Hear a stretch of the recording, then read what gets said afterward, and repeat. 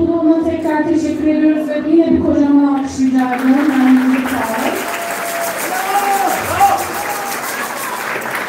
Evet, birazdan cep başlayacak. Değerli büyüklerimize teşekkür ediyoruz. Gençlerden de rica ediyorum, masaları arkaya almaları ve sandalyeleri büyüklerimizin cephe izleyebileceği gibi ortada dizmelerini rica ediyorum lütfen. Düğün başlamadan önce başkanım bir kop yapmak ister misiniz acaba? Tamam, ilk başkanınızı buraya davet ediyorum kop için. Evet, çok teşekkür ederim.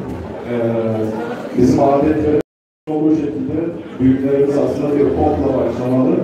Bir popla, ben de müsaadenizle bir popla hem bu akşamı hem de bu sezonu başlatmak istiyorum.